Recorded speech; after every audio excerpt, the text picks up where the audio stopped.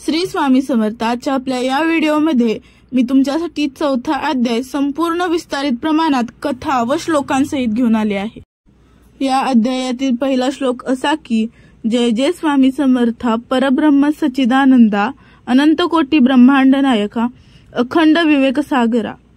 या श्लोकाचा अर्थ असा की हे स्वामी समर्था, तुम्ही परब्रह्म सच्चिदानंद स्वरूप आहात, अनंत कोटी ब्रह्मांडाचे तुम्ही स्वामी आहात, तुम्ही अखंड विवेकाचा अथांग सागर आहात, तुमच्या चरणी मी नमन करतो। या अध्यायातील दुसरा श्लोक असा की प्रकट जाहले भूतळा श्री क्षेत्र अक्कलकोटासी उद्धराया जीवांचा कृपा कटाक्षे अवतरासी। या श्लोकाचा अर्थ असा की श्री स्वामी समर्थ अक्कलकोट या पुण्यभूमीत प्रकट झाले, ते जीवन मात्राच्या उद्धारासाठी आणि कृपा कटाक्षाने त्यांना तारण्यासाठीच अवतरले। या अध्यायातील तिसरा श्लोक असा की महायोगी सिद्धेश्वरा अनुभव स्वानुभवी ज्ञानी अद्वैत परमार्थाचे मूळ ब्रह्मनिष्ठा पूर्ण वेदानी। या श्लोकाचा अर्थ असा की श्री स्वामी समर्थ हे महान योगी सिद्धांचे स्वामी, स्वतःचा अनुभव असलेले आणि सर्वज्ञ आहेत, ते अद्वैत परमार्थाचे मूळ आहेत आणि पूर्ण ब्रह्मनिष्ठ असून सर्व वेदांचा सार त्यांच्या ठिकाणी आहे। याच अध्यायातील चौथा श्लोक म्हणजे माझ्या जीवांवरी कृपा अनुकंपा सदा करावी दीनानाथा मज दासासी चरण सेवा लाभावी।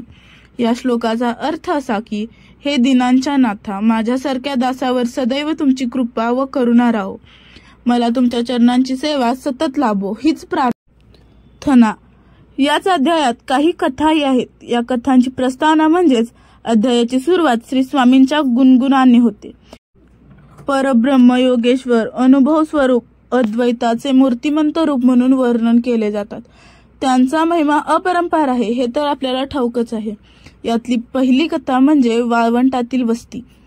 या कथेचा सारांश असा की एकदा स्वामी समर्थ एका वाळवंटी ठिकाणी वस्तीला गेले। आजूबाजूला काहीच नव्हते, ना झाड ना पाणी ना माणसं, पण स्वामी तिथे समाधी अवस्थेत राहिले। लोक म्हणायचे हे कुठे गेले, पण नंतर जेव्हा भक्त त्यांना शोधत तिथे पोहोचले तेव्हा त्यांना तिथे अलौकिक तेज जाणवले। स्वामी समर्थ हे कुठेही गेले तरी ते पवित्र स्थान करीत, जिथे ते बसले तिथे निर्जन ठिकाणीही तीर्थ बनते। भक्ताला हे शिकवतो की श्रद्धा ठेवली तर परमेश्वर कुठेही सापडतो।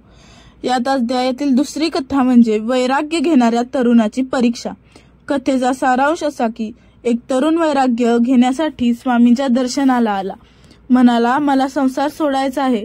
स्वामी त्याच्याकडे हसून पाहिले आणि म्हणाले आधी संसार समजून तर घे, जबाबदारी पार पाड, मग वैराग्याचं मूल्य कळेल। त्यानंतर त्या तरुणाला अनेक अनुभव आले आणि शेवटी तो विवेकी बनून समाजात सेवा करू लागला। अर्थ स्वामी सांगतात की खरे वैराग्य म्हणजे जबाबदारी टाळणे नव्हे, तर तिला सामोरे जाऊन मनःशांती साधणे। स्वामी भक्ताला योग्य मार्गदर्शन करून त्याला परिपक्व करतात। यातील तिसरी कथा म्हणजे मृत बालकाचे जीवनदान। या कथेचा सारांश असा की एका भक्ताचे लहान मूल अचानक मृत झाले। त्या भक्ताने रडत रडत स्वामी चरणी प्रार्थना केली। स्वामींनी तिथे येऊन त्या बालकाजवळ बसून मंत्र जप केला आणि बालकाने डोळे उघडले। सर्व लोक स्तब्ध झाले, भक्ताचे आयुष्यभराचे ऋण लागले। अर्थ स्वामी समर्थ हे केवळ शरीराचे नव्हे तर आत्म्याचेही वैद्य आहेत। श्रद्धा हीच खरी भक्तीची चावी आहे। भक्ताने पूर्ण समर्पण केलं आणि स्वामींनी चमत्कार केला। यातील चौथी कथा अशी की भिक्षेकरी बाई आणि सोन्याचं फळ। या कथेचा सारांश असा की एक बाई दररोज स्वामींना भिक्षा द्यायची। ती गरीब होती पण तिचं मन श्रीमंत होतं। एक दिवस स्वामींनी तिच्या हातावर एक फळ ठेवले। घरी गेल्यावर तिने पाहिले ते फळ सोन्याचे झालं होतं, पण त्या स्त्रीने ते विकून लोभ केला नाही। ती म्हणाली माझं भाग्य तुमच्या दर्शनात आहे, सोन्यात नाही। अर्थ ही कथा भक्ताला शिकवते की खरी श्रीमंती ही भक्ती आणि नम्रतेत आहे। स्वामींनी तिला तिच्या निस्वार्थ प्रेमासाठी वर दिला होता। यातील पाचवी कथा अशी की अन्नपूर्णा देवीचा प्रसंग। कथेचा सारांश असा की एकदा अक्कलकोटात अन्न टंचाई निर्माण झाली। लोक उपाशी होते। स्वामी समर्थांचे भक्त रोज स्वामींना अन्न अर्पण करत। एक दिवस एका गरीब भक्ताने फक्त 2 भाकऱ्या आणल्या। स्वामींनी त्या भाकऱ्या घेतल्या आणि प्रसन्न झाले, म्हणाले हीच माझ्या अन्नपूर्णेची गरज आहे। त्या दिवशी अचानक एका श्रीमंत माणसाने गावभर अन्न वाटले। कुठून आलं, कसं आलं, कुणालाच कळलं नाही, पण अन्न सगळ्यांना मिळालं. लोक म्हणाले, हे स्वामींचीच लीला. याचा अर्थ असा की स्वामी समर्थ भक्ताच्या भावनेला उत्तर देतात. ते अन्नाच्या देवतेचं मूर्त रूप आहेत. उपास असो वा अर्पण, जेव्हा भक्त निष्कपट मनाने देतो तेव्हा स्वामी त्यातून चमत्कार घडवतातच.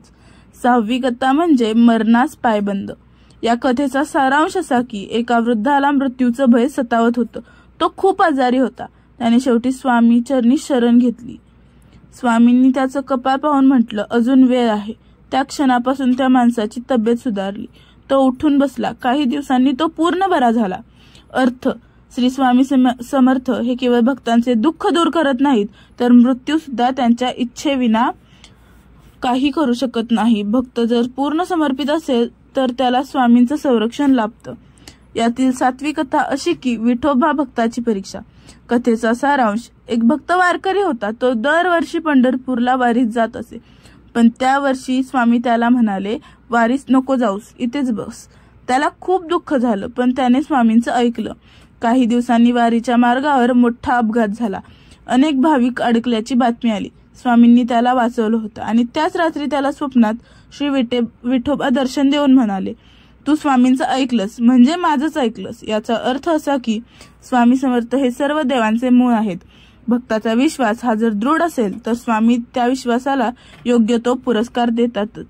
देवाचं रूप बदलू शकतं, पण भक्ती तशीच राहते.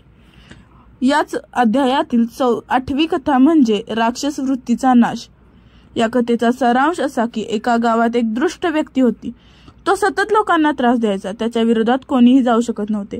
पण स्वामी समर्थ तिथे आले. त्यांनी फक्त त्याच्याकडे पाहिलं आणि म्हटलं, तुझं मन कधी शांत होणार? त्या दिवशीपासून त्या माणसाचं मन बदलू लागलं. तो लोकांची सेवा करू लागला आणि पुढे स्वामींचा मोठा भक्त झाला.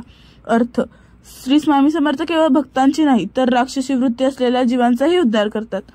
त्यांचं दर्शन, स्पर्श किंवा फक्त एक शब्दही मन परिवर्तन करू शकतो. यातील 9वी कथा म्हणजे वेश्याचा उद्धार. कथेचा सारांश असा की एकदा एक पापिष्ट वेश्या स्त्रीने स्वामी समर्थांच्या दर्शनास यायचं ठरवलं. लोक म्हणाले, तुला तिथे जायची लायकी नाही. पण ती म्हणाली, स्वामी हे खऱ्या अर्थाने करुणेचे सागर आहेत. ती स्वामींच्या समोर आली. स्वामींनी डोळे मिटले आणि म्हटलं, तू खऱ्या अंतकरणाने आलीस. आता तुझा जन्म सफल होईल. त्या क्षणापासून तिचं मन बदललं. तिने पापमुक्त जीवन स्वीकारलं आणि ती पुढे स्वामींची उपासिका झाली. अर्थ, स्वामी समर्थ केवळ पवित्रांच्याच नव्हे तर पापींनाही स्वीकारतात. फक्त त्यात प्रामाणिकपणा, पश्चाताप आणि भक्ती पाहिजे. स्वामी हे उद्धार करता आहेत. यातीलच 10वी कथा म्हणजे ब्राह्मणांचा अहंकार भंग. कथेचा सारांश असा, एक ब्राह्मण विद्वान होता, पण त्याला प्रचंड अहंकार होता. तो म्हणे, स्वामी काय, मीच वेद जाणणारा. एक दिवस त्याने स्वामींना वादात हरवण्याचा प्रयत्न केला. स्वामी फक्त हसले आणि म्हणाले, तुला विद्या आहे पण विनय नाही. त्या ब्राह्मणाच्या डोळ्यात असह्य वेदना सुरू झाल्या. तो विवळत स्वामींच्या पायावर पडला. क्षमा मागितली.